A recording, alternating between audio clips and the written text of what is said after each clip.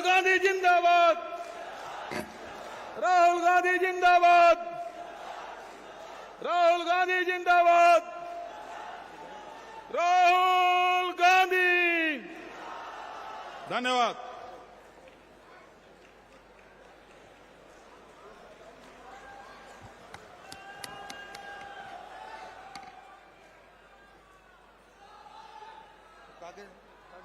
नाम दीजिए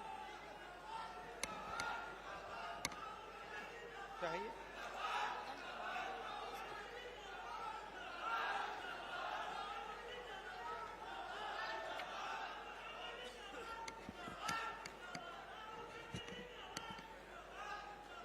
कुमारी शैलजा जी, भूपेश बघेल जी, टीएस सिंहदेव जी, दीपक बैज जी,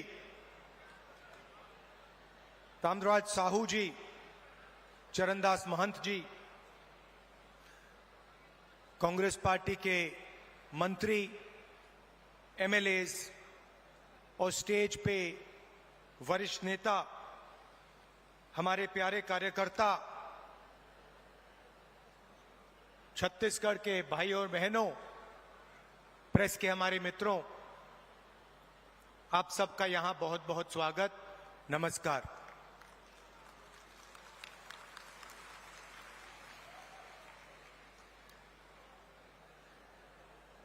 बिलासपुर आकर आज मुझे काफी खुशी हो रही है।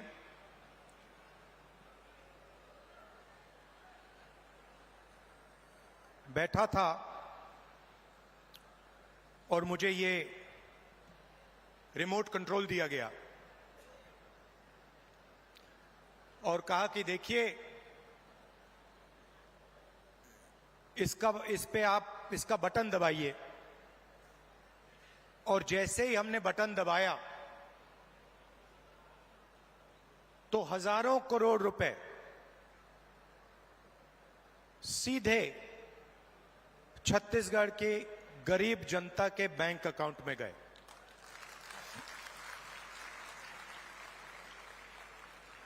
ग्रामीण आवास न्याय योजना में तकरीबन 50,000 लोगों को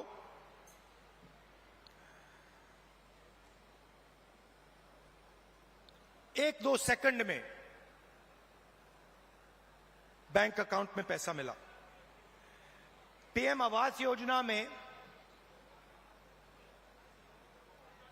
जो हिंदुस्तान की सरकार की जिम्मेदारी है, उसमें अभी हिंदुस्तान की सरकार ने जो छत्तीसगढ़ को पैसा देना था वो नहीं दिया है। और 7 लाख लोगों को जो आवास दिल्ली की सरकार के पैसे से मिलना था वो नहीं मिला। उनके लिए भी आज छत्तीसगढ़ की सरकार पैसा दे रही है। बहुत बार छत्तीसगढ़ की सरकार ने दिल्ली की सरकार से रिक्वेस्ट किया, आपकी जो जिम्मेदारी है उसे आप पूरा कीजिए, मगर दिल्ली की सरकार अपनी जिम्मेदारी नहीं निभाती है। आज तकरीबन 1200 करोड़ रुपए रिमोट कंट्रोल से आपके खाते में गया है और अगले 5 साल के अंदर छत्तीसगढ़ की सरकार 500 करोड़ रुपए ऐसे रिमोट कंट्रोल से आपके खातों में डालने जा रही है। हमने चुनाव में आपसे 2-3 वायदे किए थे। छोटे वायदे नहीं थे, छत्तीसगढ़ को बदलने वाले, छत्तीसगढ़ की नींव को मजबूत करने वाले वायदे थे। किसानों का कर्जा माफ, बिजली बिल हाफ और 2,500 रुपए प्रति क्विंटल धान के लिए हमने ये वायदे किए और देश के प्रधानमंत्री नरेंद्र मोदी जी ने कहा कि कांग्रेस पार्टी इन वायदों को पूरा नहीं कर सकती है। सच्चाई आपके सामने है। हमने जो वायदे किए थे हमने उनको पूरा किया। किसान न्याय योजना में 21,000 करोड़ रुपए हमने छत्तीसगढ़ के किसानों को इनपुट सब्सिडी के माध्यम से दिया। जिन किसानों के पास जमीन नहीं थी उनको भी हम नहीं भूले। उनको 7,000 रुपए प्रति साल कांग्रेस पार्टी की सरकार ने छत्तीसगढ़ में दिया। आदिवासियों को एमएसपी फॉरेस्ट प्रोड्यूस के लिए और देश में सबसे बेहतर फॉरेस्ट राइट एक्ट का इंप्लीमेंटेशन छत्तीसगढ़ की सरकार ने किया। स्वास्थ्य में 5 लाख रुपए परिवार के लिए 70 लाख परिवारों को फायदा मिला। 380 अंग्रेजी के स्कूल खोले और 42,000 वैकेंसियां भरी। 1.3 लाख युवाओं को 2,500 रुपए महीना का दिया। यह आप जानते हो। दूसरी तरफ भी रिमोट कंट्रोल है। बीजेपी का रिमोट कंट्रोल,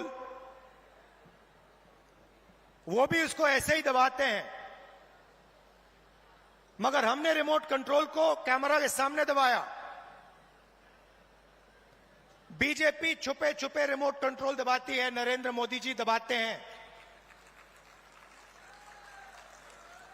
जैसे ही रिमोट कंट्रोल दबता है, एक तरफ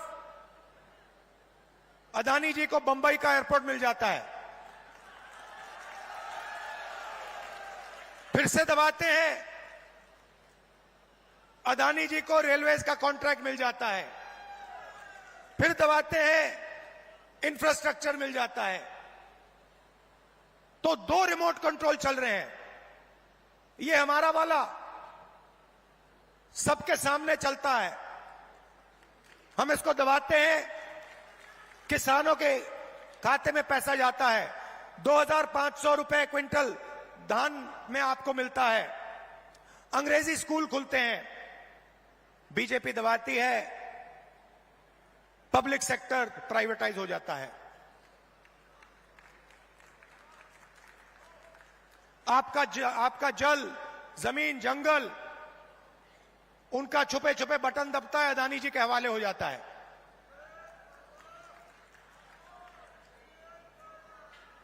तो 2 तरीके के रिमोट कंट्रोल हैं। अब मैंने उनके रिमोट कंट्रोल के बारे में पार्लियामेंट में बात उठाई। मैंने नरेंद्र मोदी जी से पूछा कि मोदी जी, आपका अदानी जी के साथ क्या रिश्ता है? डिफेंस में अदानी जी को पूरा का पूरा फायदा, पोर्ट्स में पूरा फायदा, एयरपोर्ट्स में पूरा फायदा। आपने 5 किसानों के कानून, काले कानून बनाए, उसमें उनको फायदा देने की कोशिश की। तो मैंने उनसे पूछा, नरेंद्र मोदी जी, आपका रिश्ता क्या है? उनके हवाई जहाज में आप जाते हो, रिश्ता क्या है? जवाब मिला, मेरी लोकसभा की सदस्यता रद्द कर दी।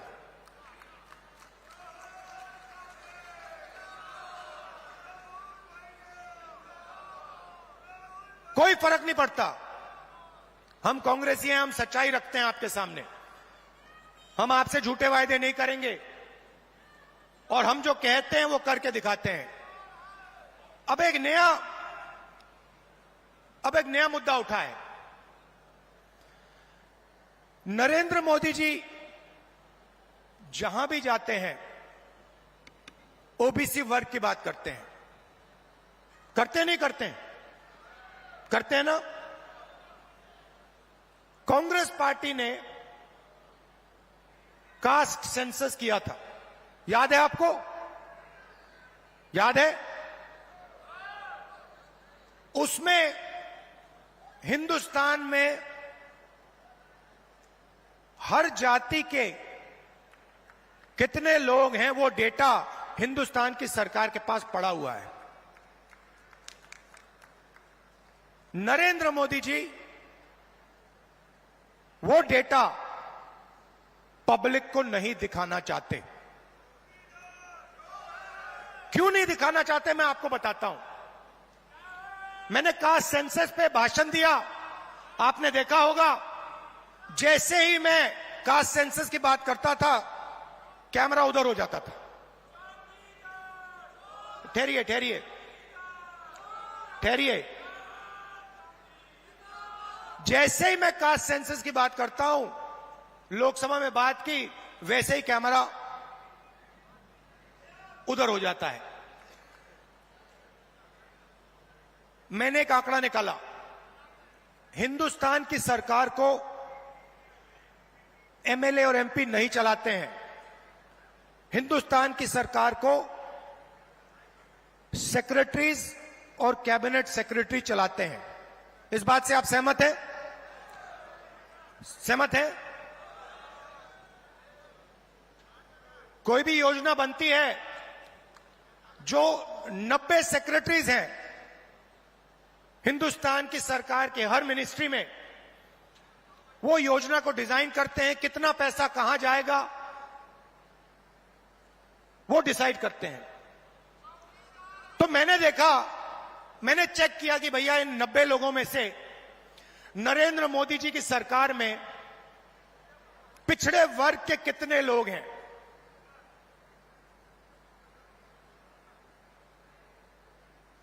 आप हिल जाओगे। 90 लोगों में से सिर्फ 3 लोग ओबीसी समाज के हैं, और वो 3 लोग हिंदुस्तान का सिर्फ 5% बजट कंट्रोल करते हैं। भाइयों और बहनों, क्या हिंदुस्तान में सिर्फ 5% ओबीसी है? यह सबसे बड़ा सवाल है, और इस सवाल का जवाब सिर्फ कास्ट सेंसस से मिल सकता है। किसी को चोट लगती है, अस्पताल में जाता है, सबसे पहले एक्सरे होता है। पैर में चोट लगती है, डॉक्टर एक्सरे करवाता है, कहता है भैया देखते हैं क्या हुआ है, कैसी चोट लगी है, पैर टूटा है या नहीं टूटा है। भाइयों और बहनों, कास्ट सेंसस हिंदुस्तान का एक्सरे है। इससे पूरे देश को पता लग जाएगा कि ओबीसी कितने हैं, दलित कितने हैं, आदिवासी कितने हैं, महिलाएं कितनी हैं, जनरल कास्ट के लोग कितने हैं। और एक बार ये डेटा हिंदुस्तान की जनता के हाथ में होगा तो फिर देश सब लोगों को लेकर, सब लोगों को भागीदारी देकर आगे चल पाएगा।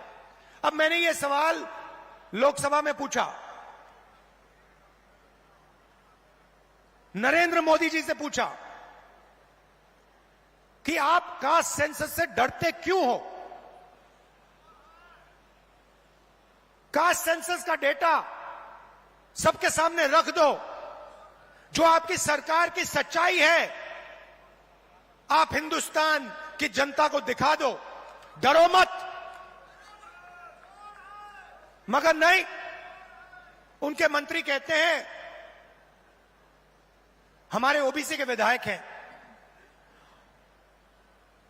ओबीसी के सांसद हैं, और उन्हीं सांसदों से आप लोकसभा में बात करो, वो आपसे कहते हैं कि भैया देखो हमारे से कोई कुछ पूछता नहीं है। हम कुछ बोल नहीं सकते, हमें तो यहां मूर्ति जैसे रखा हुआ है।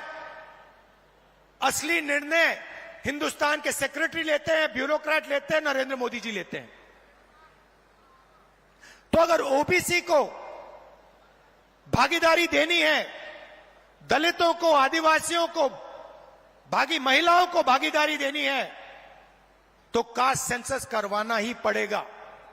और अगर नरेंद्र मोदी जी कास्ट सेंसस नहीं करवाएंगे तो जैसे हमने कहा था यहां पे, जैसे ही हमारी सरकार आएगी पहला कदम कास्ट सेंसस होगा और ओबीसी को जो भागीदारी मिलनी चाहिए वो कांग्रेस पार्टी करके दिखाएगी।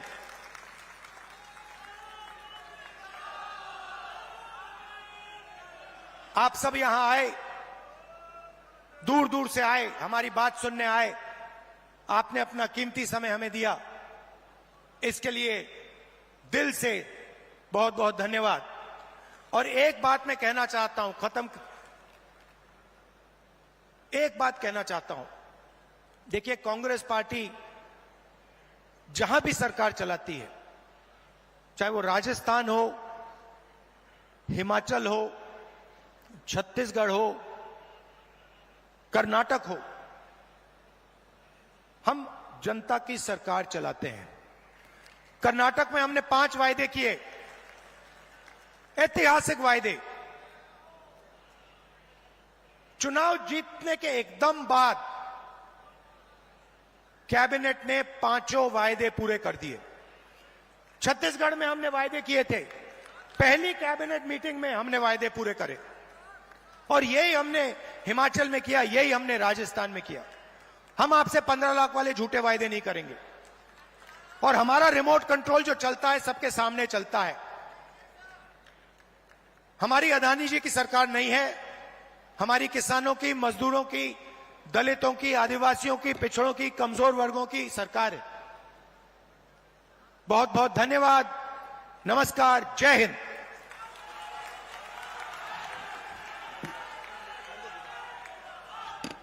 जोरदार तालियां माननीय राहुल गांधी जी के लिए।